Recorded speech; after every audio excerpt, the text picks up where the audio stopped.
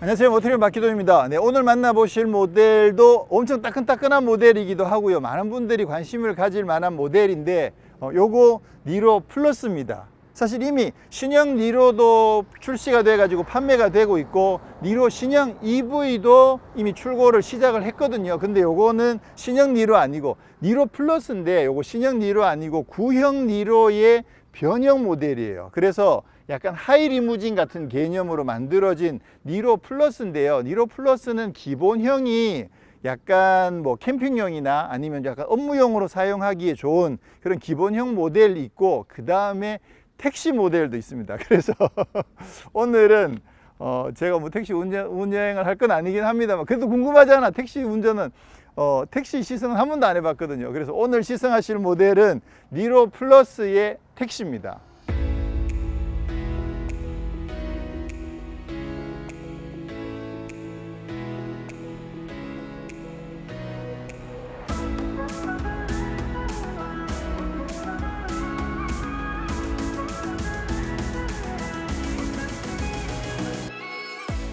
자, 말씀드렸듯이 요거 구형 니로의 플러스 모델이거든요. 보시는 것처럼 지붕이 이렇게 살짝 올라가 있죠. 그래서 쉽게 생각하시면 카니발의 카니발 하이 리무진이 있죠. 그런 것처럼 얘도 니로의 하이 리무진이다 라고 생각하시면 적당하게 대충 맞습니다. 그래서 지붕이 키가 8cm가 더 커졌거든요. 기존 니로랑 비교해 보면 휠 베이스도 똑같고 폭은 똑같아요.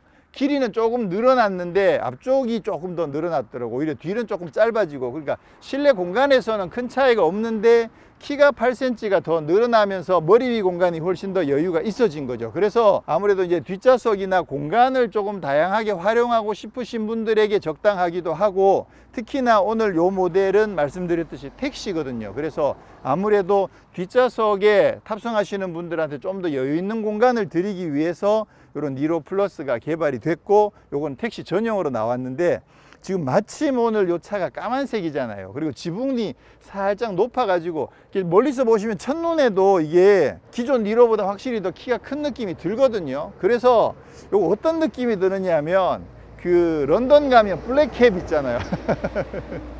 그 블랙캡이 약간 비대칭적으로 지붕이 좀 키가 큰 듯한 그런 느낌이 들거든요. 근데 어쨌거나 런던의 상징이 된 블랙캡이 있는 것처럼 요 니로 플러스가 약간 키가 조금 더 커져 가지고 길이는 길어지지 않았는데 키가 커지면서 약간 블랙캡 느낌이 살짝 나거든요. 그래서 어떤 생각이 드냐면, 요거 그냥 아예 블랙 컬러로, 아니면 뭐 서울을 상징하는 어떤 지방을 상징하는 컬러로 좀 통일을 해 가지고 요거 택시로 많이 활용하면 런던의 블랙캡이 나름 상징성이 있는 것처럼 한국에는 요 니로 플러스가 어떤 택시의 상징, 요렇게 가도 괜찮지 않을까, 저는 그런 생각을 좀 해보는 게, 요게 기본적으로 니로 EV 베이스예요.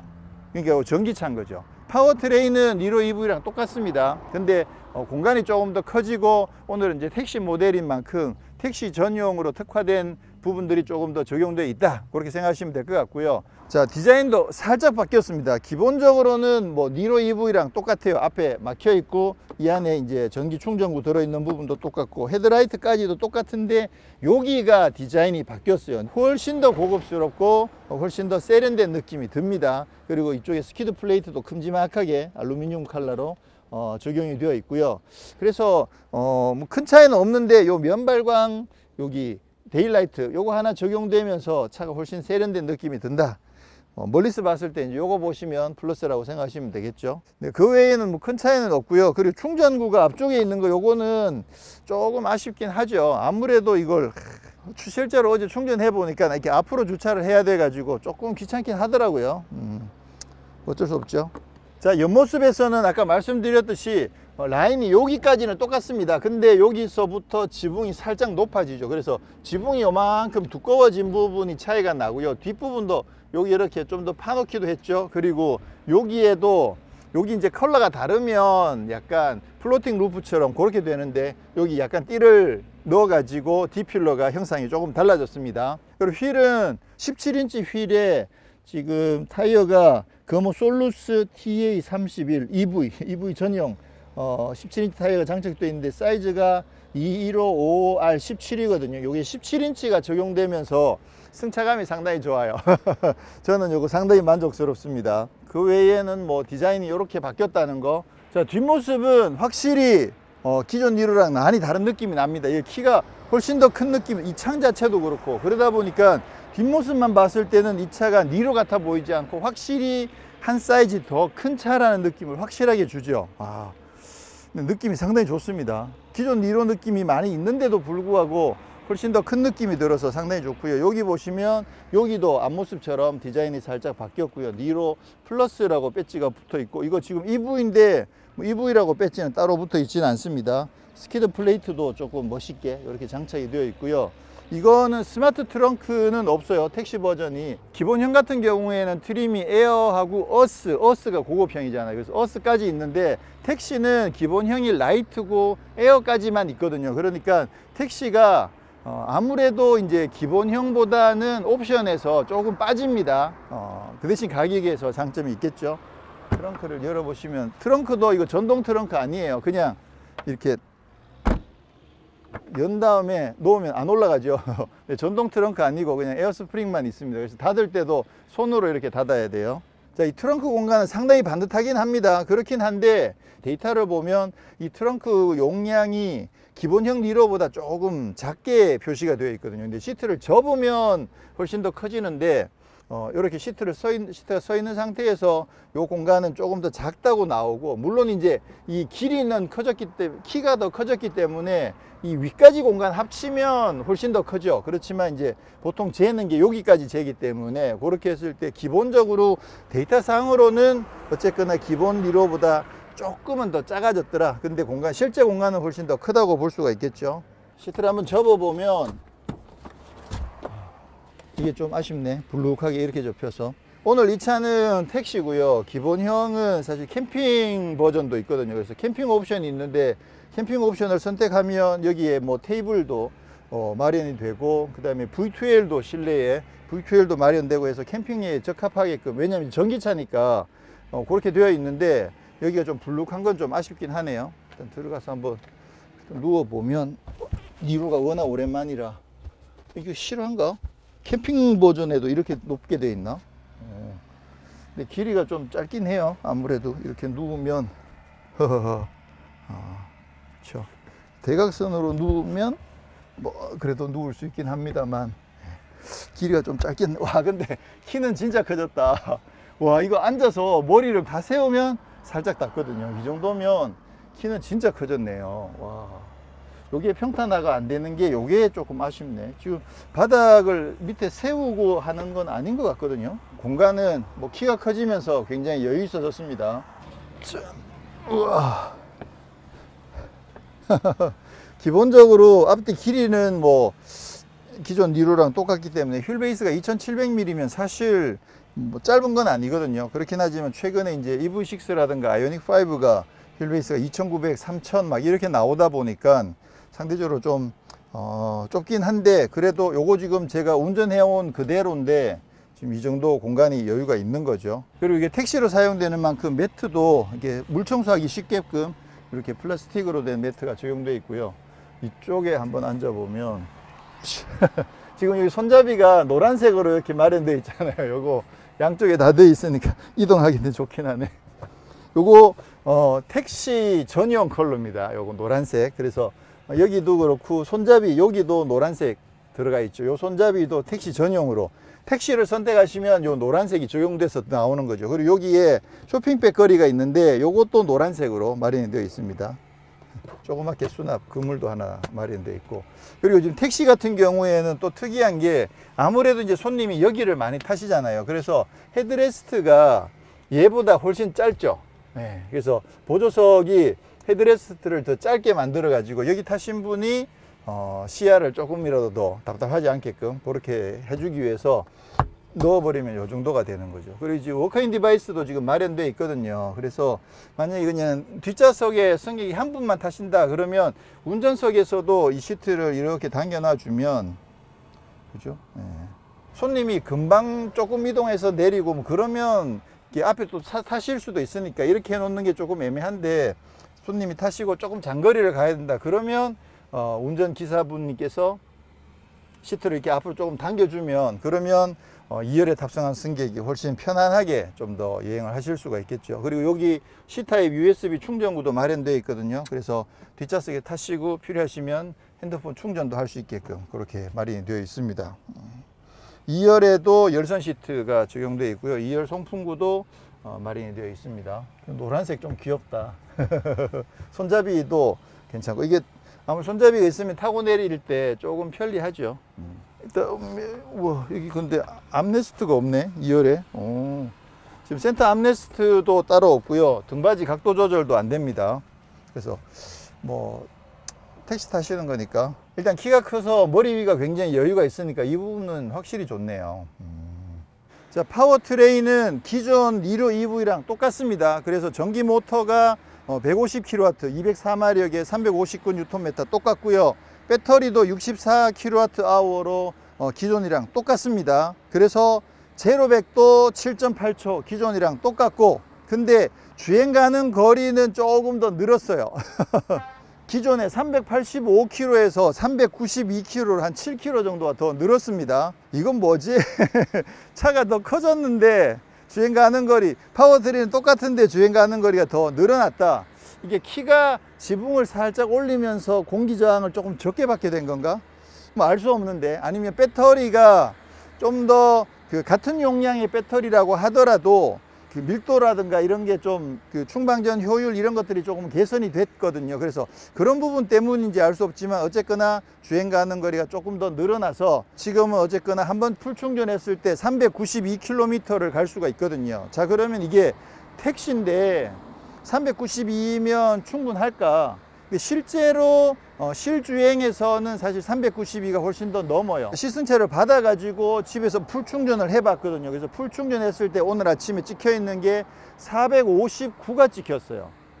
그러니까 392에 비하면 주행 가는 거리가 훨씬 더 긴, 실제로는 훨씬 더 긴 거죠. 그래서 한 450km 정도 되면 뭐 충분하지 않을까 라고 생각을 하는데, 요것도 제가 오늘 오는 동안에 지금 한 70km 정도를 주행해서 왔거든요. 주행해서 오는 동안에 그 최대 주행 가는 거리가 실제로 또 더 늘었어요.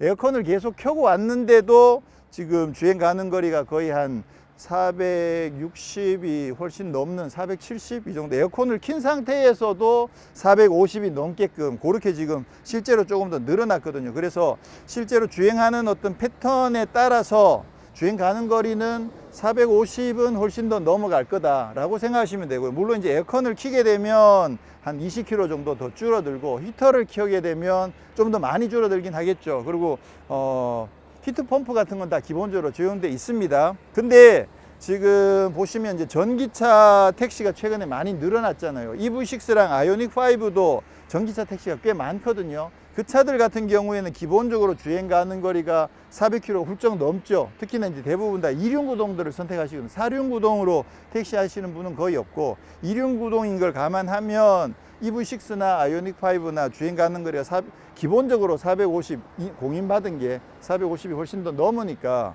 이 차는 어쨌거나 공인은 392니까 공인 기준으로 봤을 때는 그 차들이 일단 뭐 배터리 용량도 더 크니까 더 크긴 한데, 근데 의외가 뭐냐면, 예전에 그 아이오닉5 택시 하시는 분 택시한테 제가 한번 여쭤봤거든요. 이거 롱레인지인가요? 여쭤봤는데 롱레인지 아니래. 왜냐면 스탠다드 레인지 가지고 택시 하시는 분들이 있다는 거죠. 왜냐면 가격 차이가 꽤 많이 나잖아요. 택시를 쓰시는데 비싼 택시 쓰시면 아무래도 좀 힘드니까, 그래서 충전을 한 번 더 하더라도 비싼 가격보다는 사실 스탠다드만 하더라도 주행 가는 거리가 한 330 몇 킬로, 340km 이 정도 되거든요.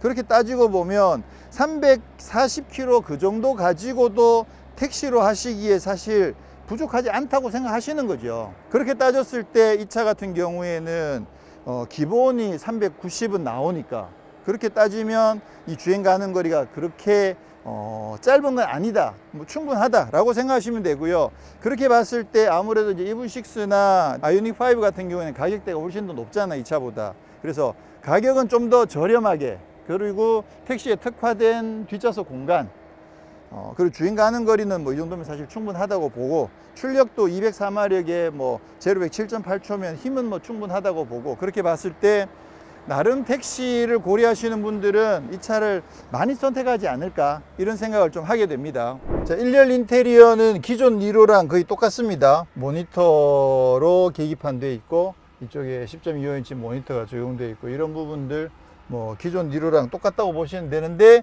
이제 키가 훨씬 더 큰 거죠. 그리고 약간 차이가 여기 새로운 인디케이터가 하나 생겼거든요. 요거는 충전할 때 불이 들어오더라고요. 그래서 충전할 때 불이 들어오고 충전이 끝나면 불이 꺼지는 것 같아요. 그리고 이쪽에 이제 다이얼식 기어 변환 장치가 지금 적용되어 있고요. 운전석에는 통풍 시트가 적용되어 있습니다. 조수석에는 통풍 시트 따로 없고요. 열선 핸들 마련되어 있고 이 안에 이제 컵홀더가 들어가 있고 컵홀더 같은 경우에도 이렇게 하면 컵홀더 말고 좀 큰 짐을 넣을 수 있게끔 그렇게 마련되어 있습니다. 그리고 이렇게 하면 컵홀더로 쓸 수가 있고 덮어버리면 깔끔하게 아래쪽에도 수납 공간이 있고 핸드폰을 여기 넣을 수 있는데 스마트폰 무선 충전 기능은 따로 없고요.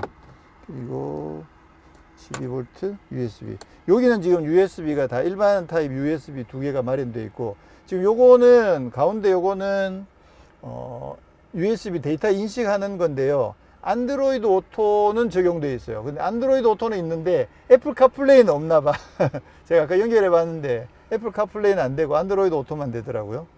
여기는 이제 C 타입이 적용되어 있는데 이쪽에는 일반 타입의 USB가 마련되어 있다는 것. 자, 그 다음에 이게 택시기 때문에 좀 다른 게 있는데 이게 그 올인원 디스플레이라고 그래요. 요거를 지금 여기까지는 기본이랑 똑같은데 여기 보면 영업 상태 변경 이런 거 있잖아요. 그래서 영업으로 전환할 수가 있거든요. 요거는 지금 휴무인 상태에서 그러면 일반 니로랑 똑같은 걸 쓸 수가 있고요. 이렇게 하면 지금부터는 영업 버전으로 바꾸는 거거든요. 그러면 뭐 그 요금 계산이라든가 주행 거리라든가 뭐 그런 부분들을 그 보통 영업용 택시들이 미터기 있잖아요. 미터기로 쓸 수 있는 기능이 여기에 통합되어 있다라는 거죠. 그래서 지금 영업으로 지금 프로필을 바꾸게 되어 있는데 지금 요거 같은 경우 이제 비밀번호가 전화번호 뒷자리를 넣어 가지고 그걸 비밀번호로 지금 쓰게끔 되어 있거든요. 그래서 요건 지금 다른 분이 넣어 놓은 거고 제가 새로 만약에 이제 처음으로 시작을 하게 되면 지금 이거 같은 경우에 택시도 법인 택시가 있고요. 그리고 이제 개인 사업자 택시가 있는데 개인 사업자도 그 이제 간이과세용은 좀 더 싸고요. 그 다음에 일반 과세랑 법인 택시는 가격이 택시 중에서도 조금 더 비싸고 지금 이 차는 이제 법인용으로 나온 그런 택시더라고요. 시작을 하게 되면 전체로 동의를 하고 여기 보시면 운전자 코드를 넣게 되어 있어요. 그래서 운전자 코드를 넣도록 하겠습니다. 자, 이렇게 되면 이쪽엔 내비게이션 화면인데 시내, 시외, 빈차, 예약, 호출 이런 부분들이 뜨는군요. 지금 이제 위에 그 등 같은 게 있으면 빈차를 누르면 이제 빨간불 들어오는 거죠. 예약, 이런 걸 넣을 수가 있구나. 미터 가격도 나오고 요거 택시 미터를 쓸 수 있다는 거죠. 요거는 근데 실제로 제가 택시를 운전해 본 적이 한 번도 없기 때문에 이게 과연 실제로 택시 운전하시는 분들한테도 완벽하게 적용이 잘 돼서 이렇게 효율적일지 아니면 실제 영업 환경이랑 조금 다를지 그 부분은 저는 잘 모르겠어요. 근데 어쨌거나 뭐 아무래도 택시를 출시한 만큼 그런 부분들을 맞춰서 출시를 했겠죠. 자, 이렇게 하면 이제 이 화면을 통해서 내비게이션도 쓰고 또 택시에 대한 것들도 쓸 수가 있다. 단점이 있는데 이걸 올인원 디스플레이를 선택을 하시게 되면 지금 이게 드라이브 와이즈 1, 2가 옵션이거든요. 원래는 1, 2를 선택하시게 되면 그 고속도로 주행 보조까지가 지원이 되는데 이 올인원 디스플레이를 선택하시면 고속도로 주행 보조가 지원이 안 돼요. 그래서 그거는 조금 아쉽더라고요. 아까 오면서 분명히 스마트 크루즈 컨트롤 다 켰는데 고속도로 주행 보조가 되면 그러면 고속도로에 가면 제한 속도도 자기가 자동으로 알아서 그 도로의 제한 속도도 자동으로 변경해 주고 그런 부분들이 있는데 지금 이 차 같은 경우에는 고속도로 주행 보조가 지원이 안 돼요. 에어컨은 자동인데 듀얼은 아니고 오토홀드도 적용되어 있고요. 드라이브 모드 같은 경우에 지금 에코, 노멀, 스포츠 이렇게 세 가지 드라이브 모드가 있거든요. 드라이브 모드에 따라서 주행 가는 거리도 바뀌죠. 그 다음에 여기 보시면 그 드라이브 모드를 길게 누르면 에코 플러스라고 있잖아요. 그래서 이 에코 플러스는 뭔가 싶어서 눌러봤는데 에코 플러스를 누르면 주행 가는 거리가 늘었어. 377에서 399로 늘었죠. 에코 플러스는 확실히 주행 가는 거리가 더 늘어나는구나 라고 생각했는데 그 차이가 뭐냐면 지금 제가 찾은 거는 에어컨이에요. 이 에어컨을 꺼버리더라고. 지금 에어컨이 꺼진 상태에서는 399가 나오잖아요. 근데 이 상태에서 드라이브 모드를 길게 눌러서 에코 플러스로 바뀌어도 주행 가는 거리가 안 바뀌어. 그렇다는 얘기는 에코 플러스를 선택하시게 되면 에어컨을 켜지 않는 거가 아닌가. 그래서 뭐 겨울에도 만약에 히터를 켜더라도 히터를 최소화하는 형태로 키도록 하는 게 아닌가. 그래서 이 에코 플러스 모드는 이게 뭐 큰 의미가 있나 이런 생각을 좀 하게 됩니다. 에어컨 켜면 속도 주행 가는 거리 20km가 확 줄어들죠. 일단 에어컨을 켜고 안 켜고는 주행 가는 거리가 20km가 줄어들고요. 그러면 바람 세기를 1단씩 늘릴 때마다 주행 가는 거리가 한 5km 가까이씩 줄어듭니다. 그 정도 재미삼아 알고 계시면 좋겠죠. 물론 이제 히터를 켜게 되면 주행 가는 거리가 20km가 아니라 훨씬 더 많이 줄어들긴 하겠죠. 그리고 전비 같은 경우도 공인받은 복합이 5.3km/kWh거든요. 사실 kWh당 5.3km도 엄청나게 잘 나가는 거죠. 진짜 엄청나게 길게 탈 수 있는 건데, 근데 지금 아까 아침에 수원에서 경부고속도로 또 외곽순환도로 그리고 양평 오는 국도까지 해가지고 양평에 도착했을 때 전비가 8km였어요. 8km. 무슨 가솔린 차인 줄 알았어 진짜. 숫자가 kWh당 8km가 나와가지고요. 그 정도면 전비도 진짜 잘 나오는 거죠. 지금부터는 이제 뭐 산길 테스트도 하고 할 거니까 전비가 좀 떨어지긴 하겠지만 일단 주행 가는 거리가 굉장히 충분히 길게 나온다는 점은 정말 반가운 것 같아요. 드라이브 모드는 디폴트가 에코 모드입니다. 그래서 에코 모드로 주행해 보면 사실 에코 모드가 이 차랑 정말 잘 어울린다는 생각이 들어요. 힘이 부족하지 않아요. 근데 이제 부드럽게 출발하고 이런 점에 있어서 굉장히 자연스럽거든요. 근데 힘도 지금 에코 모드인데 이 정도 가속이 되는데 그러니까 사실 에코 모드로 평상시에 계속 타고 다녀도 뭐 힘에서는 전혀 부족하지 않다는 생각을 하게 되고요. 근데 드라이브 모드를 노말로 바꾸면 노말로만 하더라도 응답성이 확실히 더 빨라지거든요. 오.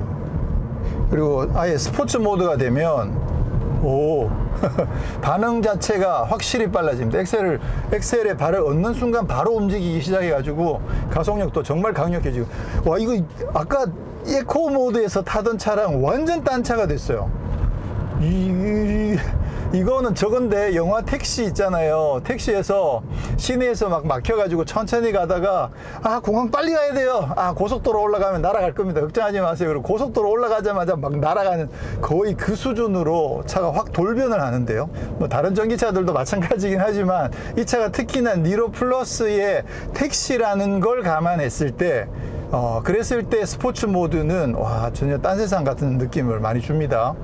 자, 우선은 에코 모드를 가지고 산길을 가볍게 좀 주행을 먼저 해보고요. 지금 에코 모드에서도 이 정도 가속이 되거든요. 와, 그러니까 이건 승차감이 진짜 아까 타이어 때 말씀드렸듯이 일단 승차감 자체가 엄청나게 좋아요. 와, 19인치 20인치 휠 필요 없어. 그냥 승차감 좋은 17인치가 제일 좋아. 과속 방지턱 넘는 것도 상당히 깔끔하게 잘 넘어주고요. 뒷부분에서 약간 텅 하는 느낌이 조금 있거든요. 속도를 빨리 해서 넘게 되면. 그렇긴 한데 충격을 흡수하는 느낌은 굉장히 부드럽고 좋습니다. 와, 이게 지금 에코 모드 가지고 이렇게 지금 타고 있으니까 이거 와, 전기차는 진짜 힘이 엄청나게 좋아요. 와, 노멀 모드로. 자, 이게 에코 스포츠 노멀로 바뀐다고 해서 서스펜션이 바뀌는 건 아닙니다. 그리고 기본적으로 전기 모터가 150kW의 204마력인 거는 똑같죠. 힘은 똑같죠. 토크도 똑같고. 그렇긴 한데 이게 전기다 보니까 이 드라이브 모드에 따라서 힘을 얼마나 즉각적으로 쓸 거냐 아니면 약간의 제한을 두는, 처음에 응답성 같은 거 이런 부분들을 설정하기 훨씬 더 쉬워지는 거죠. 그래서 드라이브 모드에 따른 이 가속감이나 응답성, 이 느낌 자체가 확실히 차이가 많이 납니다.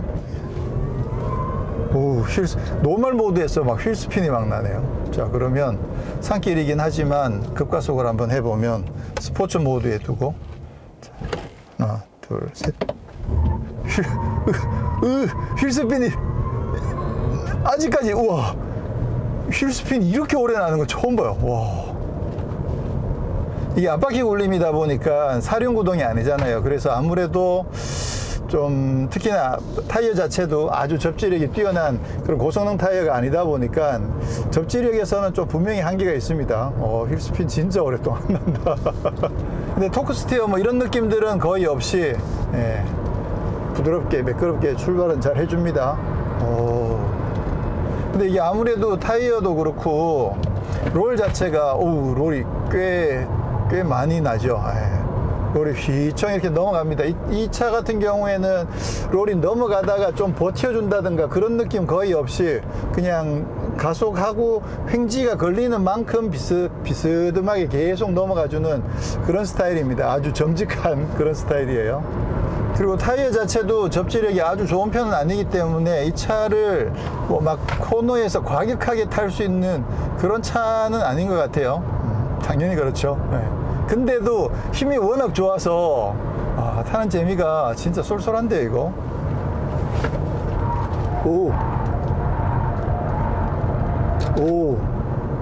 야.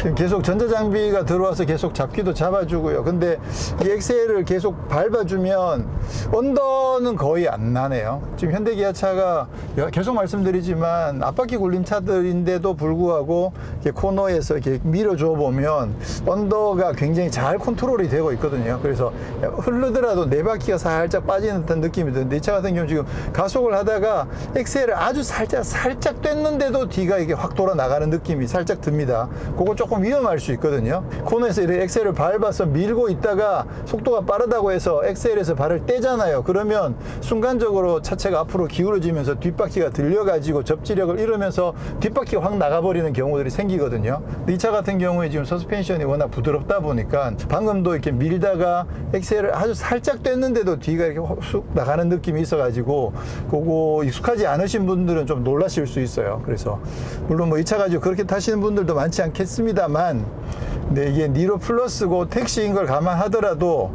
운동 성능은 굉장히 좋아요. 뭐 하체를 다듬거나 뭐 타이어를 업그레이드 하거나 하면 뭐 서킷에서 타도 힘 자체는 정말 강력하고 좋네요.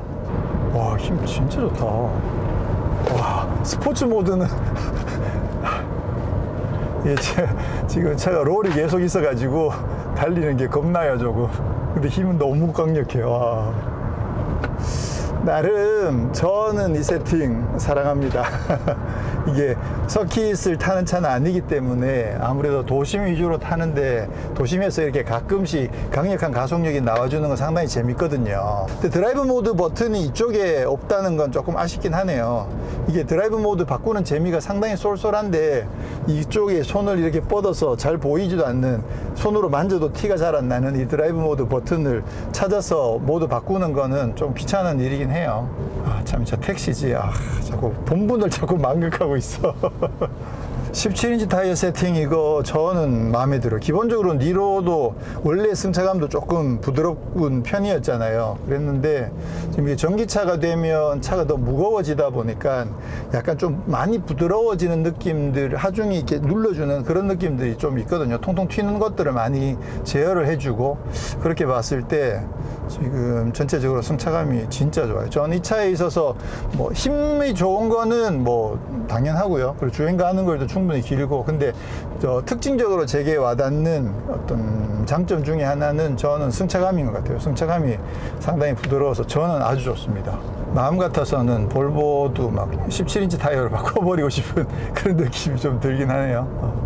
자, 그러면 이제 다시 에코 모드에다 두고, 자, 그리고 이쪽에는 패들 시프트는 기어를 변속하는 건 아니고요, 회생 제동을 조절해 주는 거죠. 그래서 기본적으로는 회생 제동이 0단, 그리고 1단, 2단,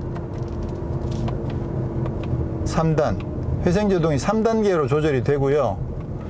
그 다음에 이쪽을 길게 누르고 있으면 이제 오토로 바뀌거든요.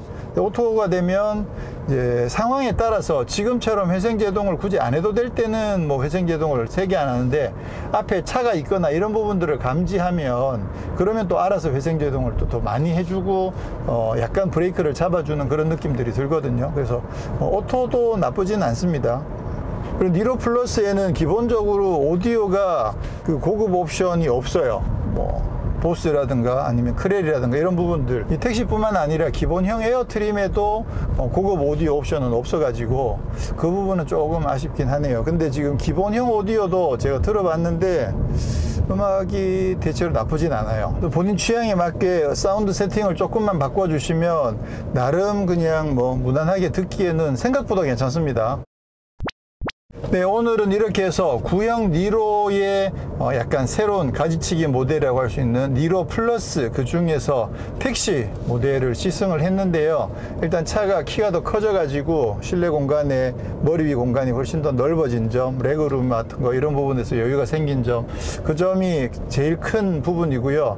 니로 EV랑 파워트레인을 같이 공유하고 있기 때문에 뭐 150kW의 힘은 에코 모드에서도 상당히 강력하고 스포츠 모드가 되면 정말 강력한 달리기를 선보이는데 진짜 이렇게 굳이 과할 필요가 있나 생각될 정도로 힘은 상당히 강력합니다. 그리고 전체적으로 승차감이 굉장히 만족스러워서 저는 이 부분도 굉장히 마음에 듭니다.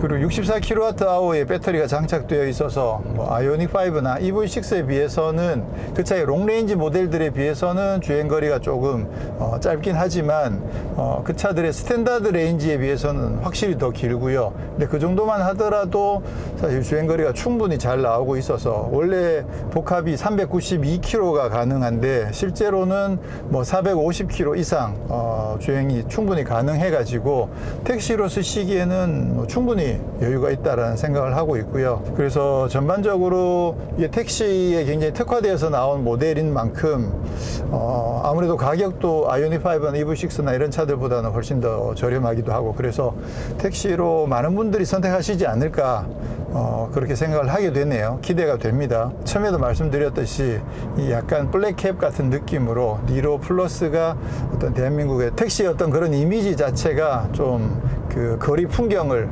특정 짓는 그런 느낌으로 자리 잡으면 괜찮지 않을까, 그런 생각도 좀 해봅니다. 특히나 이제 아무래도 택시들이 전기차로 운영하면 운전하는 기사분들께도 분명히 수익적인 측면에서 도움이 많이 될 테고 환경에도 굉장히 도움이 많이 되고, 그러니까 상당히 기대가 많이 되네요.